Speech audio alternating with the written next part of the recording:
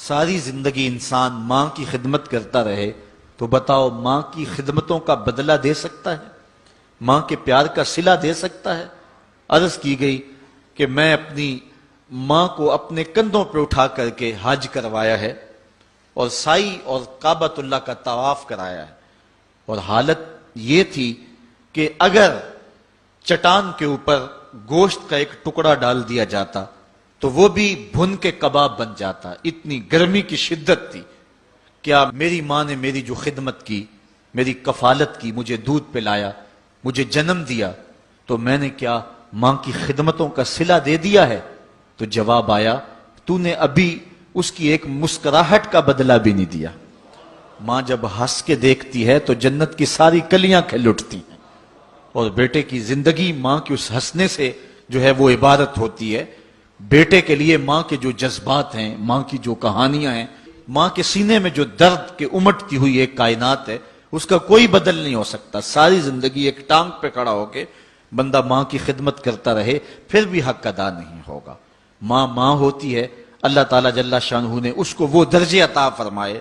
بیٹے کے ساتھ جو پیار ماں کرتی ہے بھلا کوئی کر سکتا ہے؟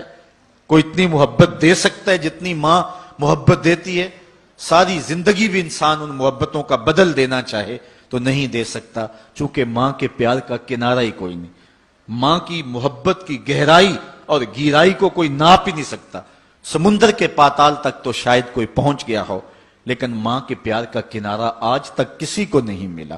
اللہ تعالیٰ نے اس کے سینے میں دھڑکتا ہوا جو دل رکھا ہے اور تڑپتی ہوئی جو ممتا رکھی ہے، وہ ایک مثال بنی ہوئی ہے کہ کسی نے کسی کو کہا کہ میں تیرے پہ راضی تب ہوں گی کہ اگر تو اپنی ماں کا کلیجہ نکال کے لے آئے۔ تو اس بدبخت نے اپنی اس محبوبہ کی خواہش کو پورا کرنے کے لیے اس اقدام کی تیاری بھی کر لی، اور جا کے ماں کا سینہ چیرا اور اس کا کلیجہ نکالا، اور اپنی اس محبوبہ کی خوشنودی کے لیے تیز تیز آ رہا ہے کہ میں اس کو دکھاؤں کہ میں نے یہ کارنامہ بھی سر انجام دے دیا اور یہ چوٹی بھی سر کر لی ہے۔ تو تیزی سے آ رہا تھا، راستے میں ٹھوکر لگی، جب گرا تو کہتے ہیں ماں کے کلیجے سے آواز آئی، پتر چوٹ تو نہیں آئی ہے؟ یہ ماں کے پیار کا روپ ہے، یہ ماں کی محبت کا انداز ہے۔ دنیا والوں، ماں کی قدر کو ضائع نہ کرنا، ماں کے پیار کو اور اس کی محبت کا صلہ دے تو نہیں سکتے، لیکن ساری زندگی ماں کی نوکری کرنا اور اپنے باپ کی زندگی کے اندر کبھی بھی نافرمانی نہ کرنا، یہ سعادت مندی اور خوش نصیبی ہوتی ہے۔ حضور نے منبر کی 3 سیڑھیوں پہ قدم رکھتے ہوئے آمین آمین کہا تھا، تو بعد میں پوچھا گیا حضور آپ نے ہر سیڑھی پہ قدم رکھتے ہوئے آمین کہا، تو یہ کیا ماجرا تھا؟ فرمایا جبریل آئے تھے، انہوں نے مجھے کہا تھا اس شخص کی ناک خاک آلود ہو جو ماہ سیام رمضان المبارک کو پائے اور پھر کثرت عبادت سے اپنی بخشش نہ کروا سکے، تو میں نے آمین کہا۔ پھر کہا اس شخص کی ناک خاک آلود ہو جو والدین کو بڑھاپے میں پائے اور جنتی نہ ہو سکے ان کی خدمت کر کے، تو میں نے آمین کہا۔ پھر جبریل نے کہا اس شخص کی ناک خاک آلود ہو جس کے سامنے آپ کا ذکر کیا جائے وہ آپ پر درود نہ پڑے، تو میں نے آمین کہا۔ تو وہ شخص کتنا بد نصیب ہے جو والدین کو ناراض کر لیتا ہے۔